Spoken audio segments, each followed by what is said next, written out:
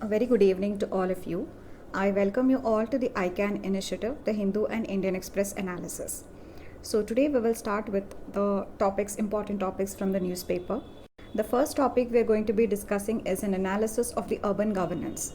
So the local bodies and how these local bodies, that is the Panchayati Raj and the urban local bodies, how they are performing, and an analysis of the issues that they are facing and the good work that they are doing is a part of your GS2 syllabus on local self-governance.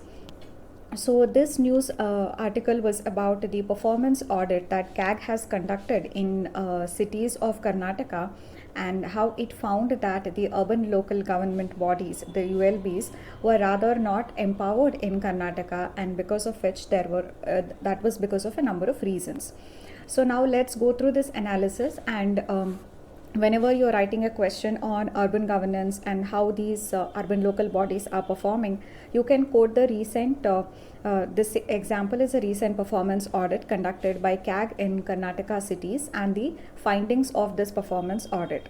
So that can be a case study that you can quote in your answers, and this is also very, very important for those who are having public administration as their optional. So let's start with the analysis. So first you have to know that it was a 74th Constitutional Amendment Act that gave a constitutional status to these institutions of local governance, that is the urban local bodies, and 73rd Amendment gave constitutional status to the Panchayati Raj institutions. So this is the basic that you have to know. And when the 74th Constitutional Amendment Act was enacted, it gave the powers to the state legislators so that the state legislators can enact some laws or legislations, and they can empower these local bodies to actually function as institutions of local self-governance. So the state legislators were empowered to enact some laws that could enable these local bodies to actually act as institutions of local self-governance. So under this, state legislators have enacted their own laws, thereby giving powers to this urban local bodies. So therefore, the extent of devolution that the state legislators have done through these laws vary from state to state, because different states have enacted different legislations and differently empowering the urban local bodies. So in this, the first important issue that the performance audit of CAG has found is the tenure of the mayor. So mayor is like the head of the city, and he's like the first citizen of the city, and he's responsible for the implementation of various programs that happens at the city level. But however, any person who is at a leadership position will be able to deliver only when there are two important things. One, that there has to be a stability in the position, that is stability of the tenure has to be there, and also that the tenure of the leader has to be long enough so that he can give a vision to the development of the city. So the second important thing is a long-term vision. So what the performance audit of CAG found was that for the mayors in Karnataka's cities, the tenure is just 1 year. So this 1 year is a very small tenure to impart any kind of stability to this leadership position, and within a period of 1 year, it is not possible even for the incumbent of this office to come out with any long-term vision for the development of the city. So this is one important issue, crucial issue, which is leading to the lack of development of the cities. The second important thing noted by the performance audit of CAG is the community participation. What the 74th Constitutional Amendment Act envisages is that there has to be ward committees in the cities, and these ward committees should comprise of the people who are in that particular ward, all the people who are in that particular ward, so that there is community participation and every citizen belonging to that ward gets an opportunity to participate in the development of their own city. But what CAG found out in the performance audit was that community participation was very, very poor. Apart from the Bangalore region, nowhere else in Karnataka the ward committees were constituted. So the ward committees were first of all not even constituted, so therefore the question of citizen participation in the development of the city doesn't even arise. The third important thing that the performance audit of CAG noted was the functioning of the district planning committees. So the 74th Constitutional Amendment Act also envisages the setting up of the district planning committees and the metropolitan planning committees. So now these district planning committees are supposed to come out with a consolidated plan for the entire district, which is called as a district development plan, and that will be a consolidated plan for overall district itself. But however, even 29 out of the 30 districts in Karnataka have actually set up the district planning committees. But however, these committees are not meeting regularly and they have failed to come out with this consolidated district development plan. So these are the various issues when it comes to the implementation of 74th Constitutional Amendment Act, which is the grassroots reality that the CAG has found in its performance audit. So this can be used as a case study in your answers when you're answering questions on analysis of the functioning of urban local bodies. And also you must know that the formation of ward committees and ensuring citizens' participation was also recommended by the second ARC. The second ARC also recommended that there has to be a stability of tenure for the mayor, and the mayor's office should not be having a tenure of as small as just 1 year, and the mayors must also be directly elected so that responsibility can be fixed on the mayor for whatever is happening in the city. So these were the recommendations of second ARC, which you must also include in your answers while you're writing. So putting the recommendations of committees like Panchi, Sarkaria, second ARC, Niti Aayog will definitely add more value to your answer. So you have to know the important recommendations that these committees have made. So apart from that, you will definitely have to keep track of the latest audit reports by CAG so as to support your answers with such case studies. Now let's move on to the next topic. The next important topic that we are going to discuss is the gender-related issues. So when you talk of women as a vulnerable section, it can come in your GS2 syllabus, or women as a part of the society in general, it can also come in your GS1 syllabus. So this particular article is talking about the role that women can play in the leadership roles. So there is a lot of bias against, particularly in countries like India, against the women occupying leadership positions. This article begins with some of the successful examples where women have done brilliantly well when they are occupying the leadership positions. So it starts by saying that in countries like Germany, in Taiwan and New Zealand, so all these are those countries which have women at the head or as the head of the country. So women is usually heading the government in these countries, and they have done way better in tackling COVID compared to the other countries. So in this backdrop, the article discusses the position that is present in India. So first is, in the India's case, is promoting the women interests. So in the 73rd Constitutional Amendment Act that was brought into force, it provides that 1/3 of the seats of the pradhans will have to be reserved for women. So therefore, there are several gram panchayats where the pradhans are women. So Esther Duflo, who has been a Nobel laureate recently, if you remember, Esther Duflo and Abhijit Banerjee, who were the Nobel laureates. So they had done a study in the gram panchayats in which the pradhans were actually women. So from that, they found out that in those gram panchayats where the pradhans were women, they have invested in some of the rural infrastructure that is actually going to promote the women interests. So this is the importance of the women leaders. It has been observed that when women become the leaders, for example, the pradhans in the gram panchayats, they end up investing more in such infrastructure which can actually further promote the women interests. And that is why it is very important to have women leaders. For example, in this case, the women pradhan it was observed in this study that the women pradhans were investing more in rural infrastructure like drinking water, because in the rural areas, the primary responsibility of arranging for water in the house or fetching water from far off places is upon women. So women will have to bear this burden, and that is why the pradhan, to promote the women interests, was investing more in such rural infrastructure that could actually promote the women interests.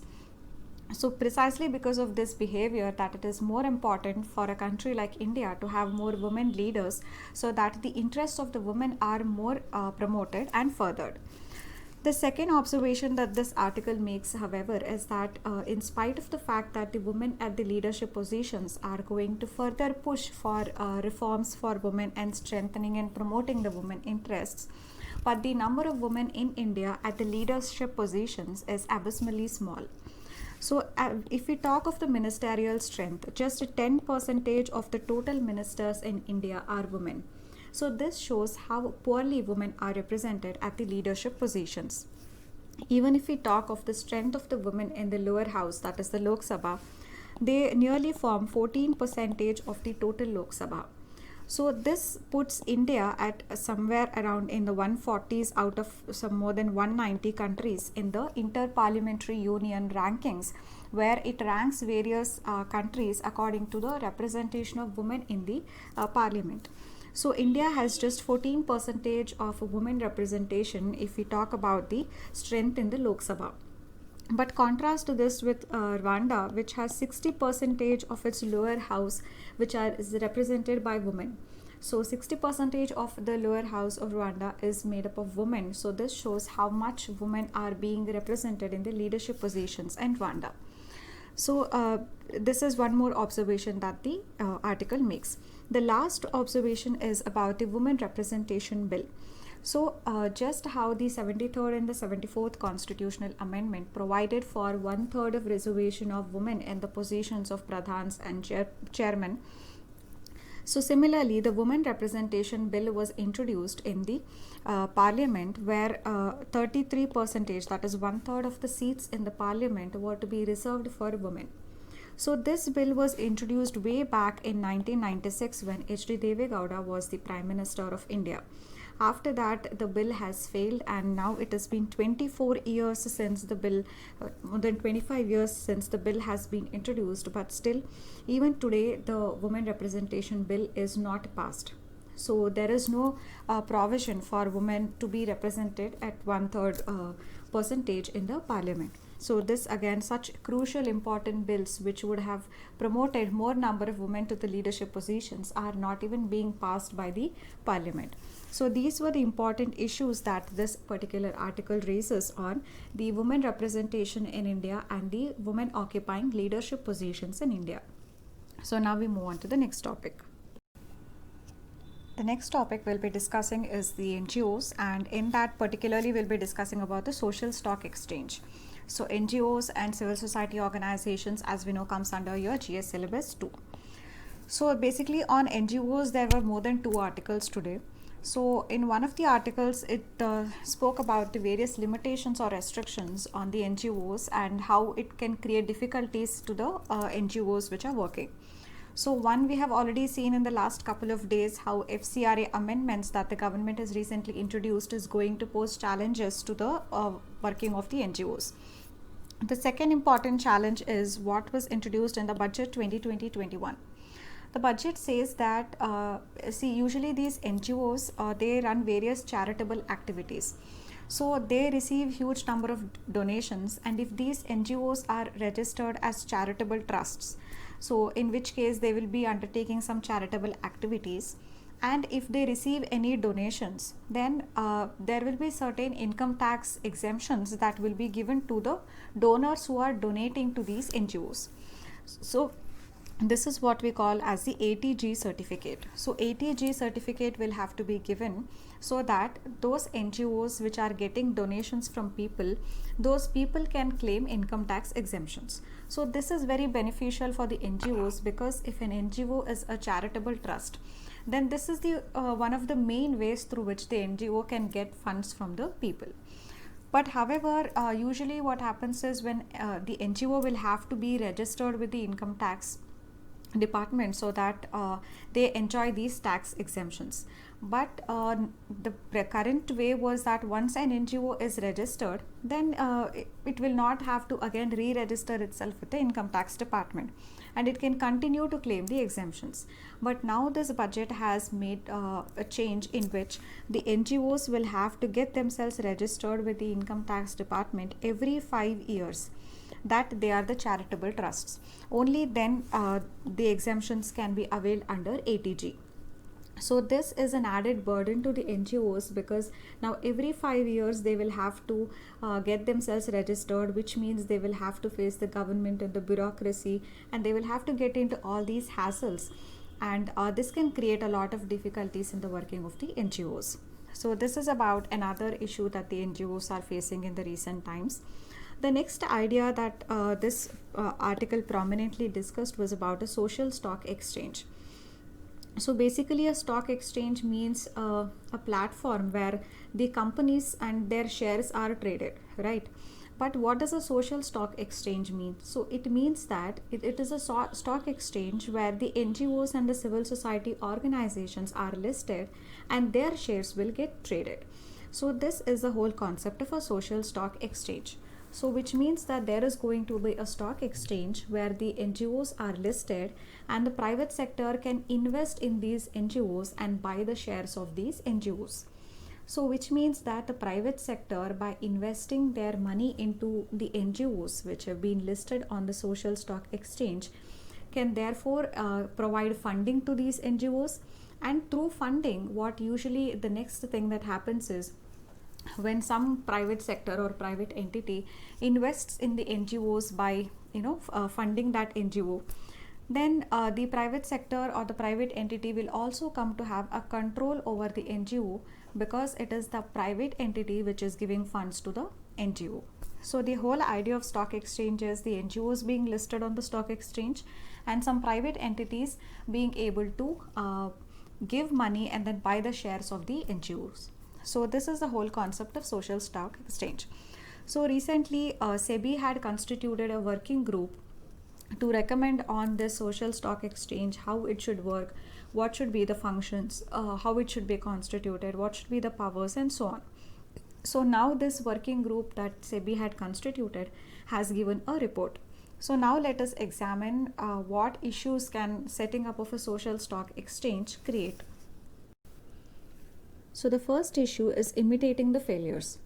Such social stock exchanges have also been earlier set up in countries like UK and Singapore, South Africa, Brazil, and Canada also. So in these countries, the social stock exchange has not done tremendously good. In some cases, they have failed also. So now we are trying to set up a social stock exchange in India, which is again not a very new concept. The concept is very much similar to the ones that were set up in these countries. So we are trying to set up the same thing in India when we are seeing that the same concept in these countries have not really worked well.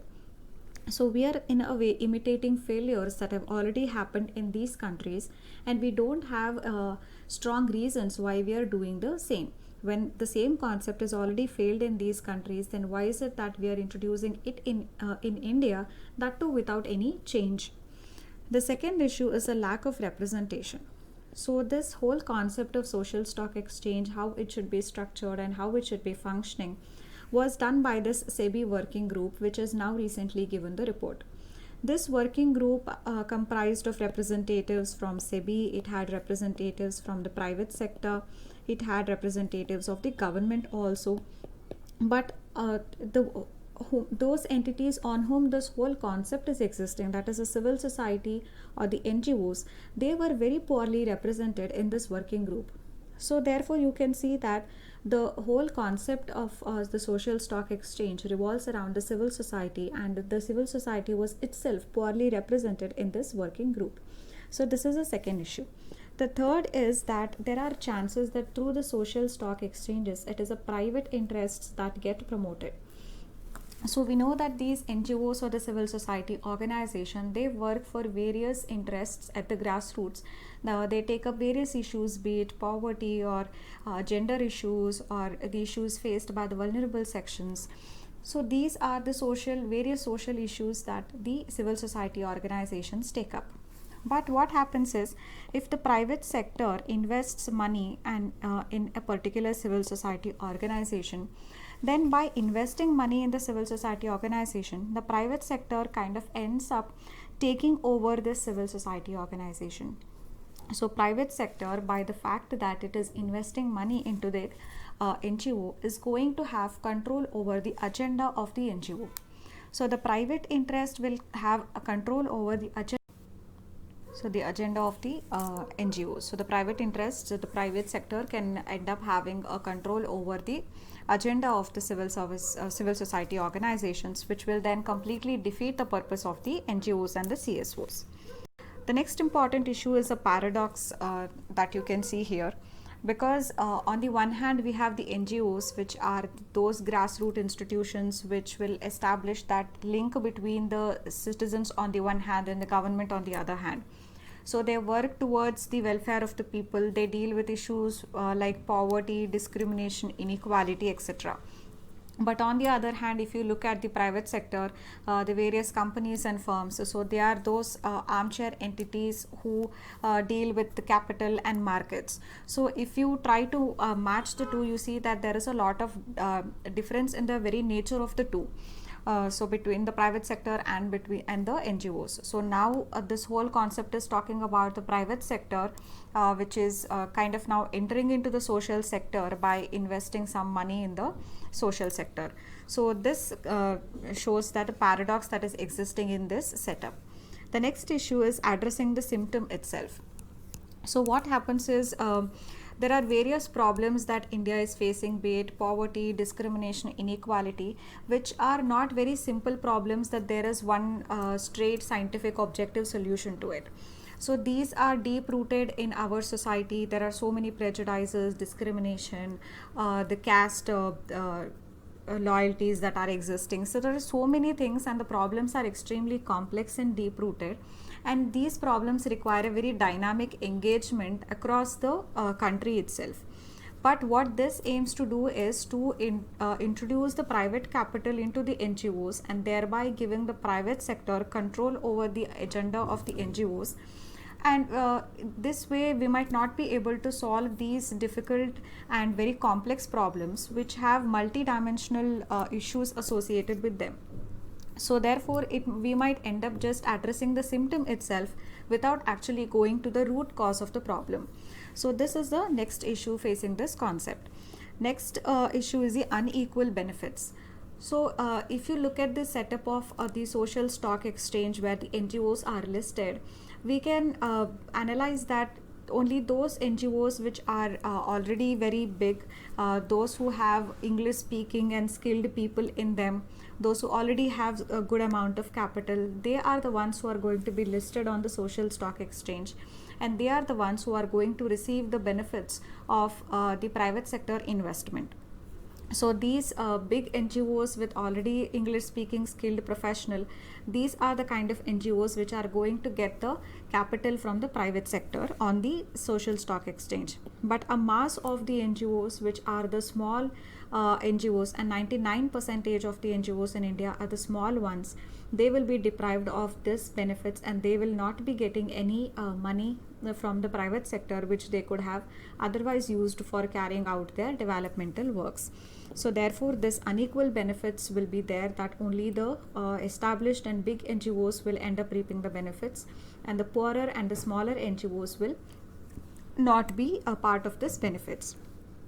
The last issue is the inappropriate anchor. So we see that the NGOs and the nature of work that they do, we are already very well aware of it. But this working group that has submitted the report was created by SEBI, and you can see how there is a mismatch between SEBI, which controls and regulates the capital markets on the one hand, and the regulation of the NGOs. So regulation of NGOs is not like regulating the capital market. So the role of SEBI in regulating this NGOs through the social stock exchange is not the right approach. So we see how the SEBI which is trying to come out with how the social stock exchange must function and etc. This is not the right approach, and SEBI is not the appropriate anchor for regulating the NGOs. So these are the various issues associated with the social stock exchange. So and today we have two more topics. One that is related to the transparency, which is about the issue of opacity that is existing in the current government, which is about the implementation of the RTI and so on. So that editorial on transparency is there, and there is one more article that is important, which is related to the recent bill that has been passed by the Parliament on the Essential Commodities Amendment Act. So these are the two other important articles that we had to discuss today, but due to time constraints I am stopping the video now. So tomorrow we will be discussing these two remaining topics along with tomorrow's newspaper. So thank you, have a good day.